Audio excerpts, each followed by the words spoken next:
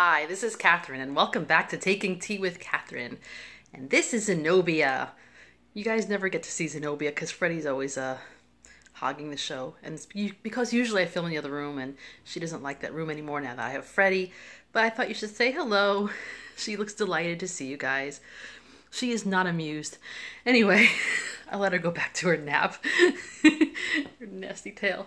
Anyway, I thought I'd do another little Victober check-in chat like I did a couple weeks ago. It's a Monday. I tend to like to do these things on a Monday for some reason. And I'm not drinking tea today because when Victober hands you lemons, you drink Victorian Lemonade. Actually, I just was in the mood for this. I thought it was just kind of nice.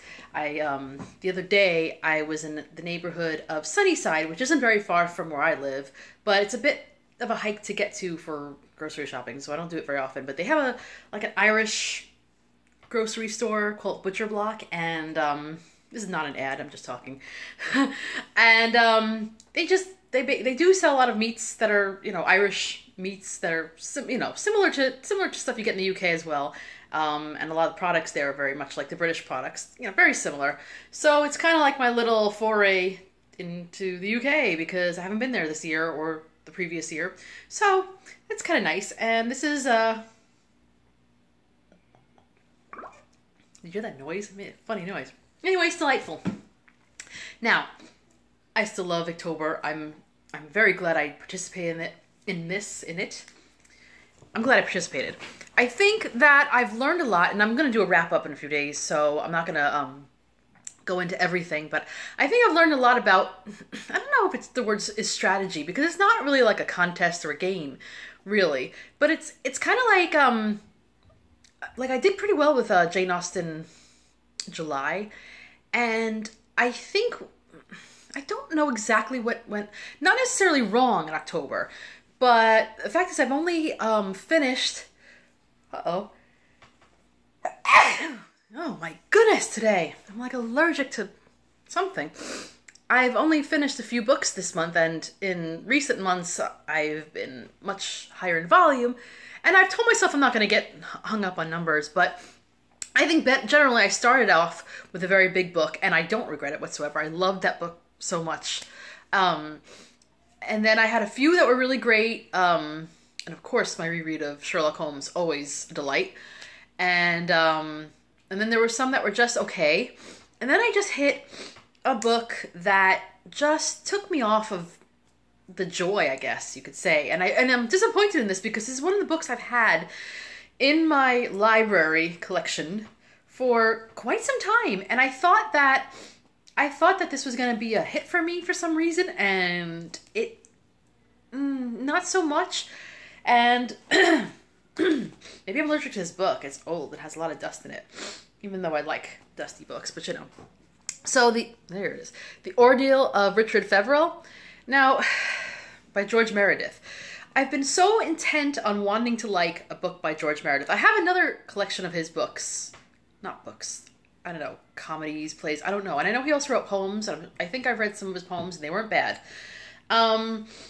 And this particular story I wanted to like because someone had said that it was kind of inspired by the fact that his wife ran away with the painter Henry Wallace, who had painted George Meredith as the model for The Death of Chatterton. So I thought, oh, all my favorite little thingies coming together, not so much the adultery part, but the other bits. But there is, in the beginning, Richard Feverel, it's basically his story. Actually, I think the subtitle or it doesn't say it here for some reason, but I've read elsewhere that it's called The Ordeal, like Richard Feverel, a story of a father and son or something like that. I don't know, something like that. It doesn't say that here. But it's basically about his father, Sir Austen Feverel, right? Austen is a baronet, and his wife runs off with a poet. So they changed things a little bit. Not an artist, but a poet. But same deal basically. And I honestly don't enjoy reading about that so much because of personal reasons. But, so it does have an effect on how this father brings up his son. And he has this whole thing called the system. And it's kind of interesting, but I've got to the point where Richard is 14. So I know that there's going to be a romantic thing that comes into the story. Not necessarily a happy thing, but still a romantic thing. And I kind of want to stick around to see what happens, even though I actually got spoiled and know what happens at the ending. But there's a part of me that's just not having a good time with this story. Like, there's parts of it that I don't mind reading, but then I feel like it's getting to be a chore, and not because it's Victorian. Although his writing is a bit hard to digest, I have to admit. But it just, I don't know, I'm just not delighting in this book. You know, like there's times, for instance, Charles Dickens, I'll use him as an example, because he's very Victorian as a writer. He's the most popular, probably, Victorian writer ever. And there are times where he goes rambling off into some bit. And I have actually DNF'd a few of his books. Doesn't mean I'll never pick them up again. I just, you know, so that I would say Hard Times and The Old Curiosity Shop spring to mind. Oh, the Pickwick Papers. Those are three that I started and just really didn't get into. I think the furthest one I got into was The Old Curiosity Shop, and I know I wanted to keep going because of something Oscar Wilde said about something that happens at the ending. But I don't know. So hey, if Dickens, who I think is one of my favorite writers, if I've had trouble with some of his books, but see, at the same time, I have read a lot of Dickens' other works, and even when it went off into a bit of a sidetrack, like I think Nicholas Nickleby did that a little bit, and a few other stories, because he writes a lot, and he got probably paid by like the sentence or something. Even when that happens, I still sort of usually carry on, and I'm glad. And you know, once you get past a little bit of a block, you keep going. But with this one, I don't know. I feel like giving up because I feel like it's taking away the joy of Victober. And I feel like it's turning me off to the Victorian genre. And I'm not saying turning off as in never again. Not like that whatsoever. I just mean the exuberance that I had going into the month is just a little bit extinguished, like the candle that I never lit for the challenge. But it doesn't mean that I'll never ever read this again. I just feel like maybe I should stop. But if you guys have read this book, which I know is not the most widely read, and that was one of the reasons I wanted to read it, because I kind of like the idea of reading something not everyone's read. But if you guys have read this book at all, and you think, oh, you know what, keep going, this is worth it, then let me know in the comments. And if you think that it's the right idea to just stop, also please let me know in the comments. So that's all for George Meredith. I think we've covered enough of him. Well, actually, no. One more thing. It's also okay. You know how sometimes you don't have to like everybody in the story, but it's still a good story? It's really hard for me to find anyone I like in this story. There was one friend of his called Ripton. Well, sort of friend. It's a long story, but really long story. I kind of liked him as a character. I was interested in what was going on with him, sort of. Just as I don't know, he seems redeemable, kind of, but everybody else just seems so long-winded and annoying. Okay, I think I've said enough about George Meredith. I'm not dissing him. I just dropped his book, so maybe I am dissing him. And, you know, it's kind of crumbly, so book abuse. And, you know, I think because, again, when I was rereading The Adventures of Sherlock Holmes, and one of the stories actually mentions George Meredith again, or at least once, and I got excited. I was like, yeah, George Meredith. And then I just, I don't know. Maybe I'll have to just pick him up another time. I don't know. I also feel sad because I haven't really been going far into Women of No Importance, and I think I should, so I only have a few days left to Victober, but I kind of hope that maybe I will. I know, no rush, but, you know, in a group read, you kind of want to keep up with the group read. I also haven't read the little book called Traffic. Well, it's like, I think it's 2 essays or talks or something by John Ruskin, who, of course, championed the Pre-Raphaelites and was married to one of the people who was a model for the Pre-Raphaelites and then was divorced from that person. Or, I don't know if it was divorced or... what is it called? What is wrong with me? when you cancel a marriage, what is it called? Wow. You know what? It's going to come to me later, but you know when you're trying to remember a word that is, it's not coming. Anyway, so that just brings into something that I just started reading, and another deal with Victober, and I might talk about this later in my wrap up. I think what I did, which I didn't in July, I read mostly Jane Austen and Jane Austen related stuff, but I think I also read a few other things. So I think it kind of kept me, you know, and I also had fiction, nonfiction. I think no matter what, I have to do that. I have to vary. I have to throw some nonfiction in. I have to throw something more modern in. I did read a little bit because I had book club. Since I last had a check-in, I had a book club. We got together. It's not my book club. I'm in the book club.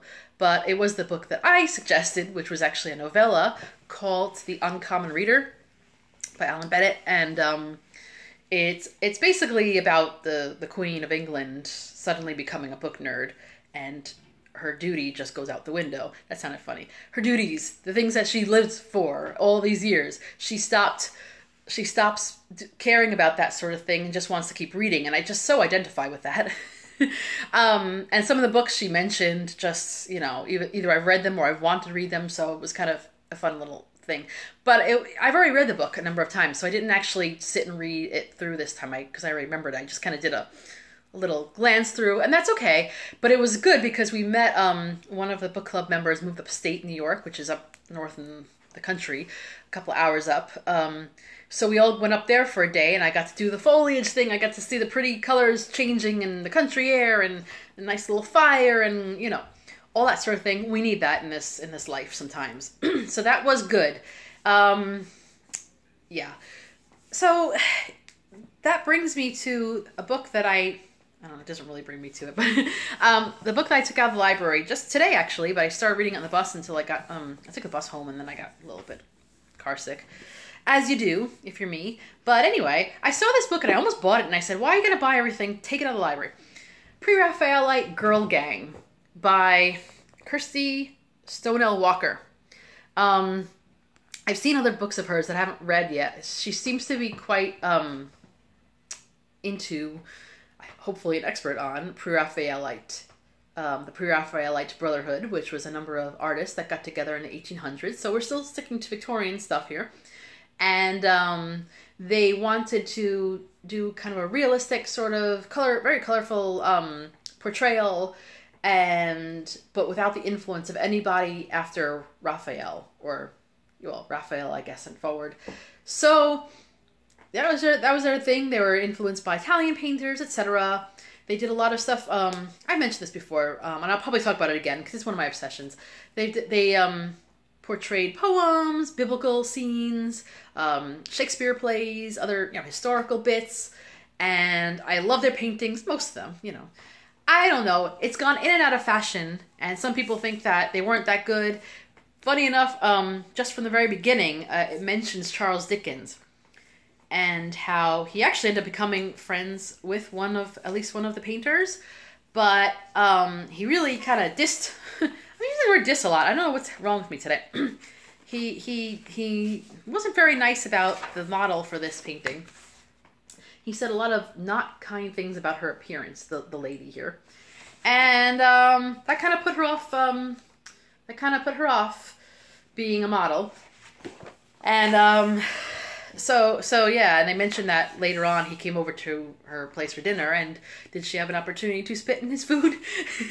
That was kind of like a little interesting that she would bring that up. But yeah, so it's basically, this book is generally about any woman that was somehow involved, that she could mention, that was involved with the Pre-Raphaelite Brotherhood. There was a number of people who were the founding members, and then there were people that were influenced by and are sort of considered part of the Pre-Raphaelite movement, and then people who kind of were satellites around that. But and there were some female artists. The very first person she mentions was a very famous photographer of the time, Julia Margaret Cameron, who was pretty amazing. And so it goes on. Okay, so there's some artists, but mostly muses, models, that sort of thing. And I'm interested in reading this. it seems weird. The pictures look very kind of cartoonish and modelly, and not modelly. Well, they are mostly models, but I don't know what my word is. Modern, modern, and I don't know. Maybe I won't like that. Maybe I will. I'm actually curious. I'm kind of interested in seeing more about the lives of these women. I did go through a massive obsession over about a decade ago, and then onward, where I was reading a lot about biographies about the Pre-Raphaelites and some of the women, and so I kind of wanted to bring that back a little bit. I haven't been doing as much reading about that, so I think it's a good transition, honestly, to because these were Victorian times, and it goes from the, my whole reading Victorian literature, because there is Victorian literature involved. Tennyson was in there. Onward to nonfiction November. I think it's a good bridge. So, and I think just next year when I do Victober, I have to just somehow stick some nonfiction in there. It is just a part of me. But anyway, so that's just how I've been kind of doing and reading, and don't think I've given quite up on Victorian literature, because even though I'm a little bit with the George Meredith situation, I also kind of think that I really want to read more Victorian literature, and I think that in this year to come, I think I'm going to make a goal, a reading goal anyway, of reading at least a few more, more Trollope, more Dickens, the Gaskell, the Brontes, you name it, and some of the unknown that lesser known, I should say, that have been mentioned by a lot of booktubers. I'm very interested in a lot of these writers, but for now, I think I'm just kind of finishing up the month, and no shame, I quite have had a wonderful time. So the next time I do a wrap up, I'm going to get into basically a ranking of my favorite to my least favorite. I think you know what's going to be my least favorite. So this has been Taking Lemonade with Catherine. I hope you've enjoyed, and have a lovely rest of the Victober. Bye.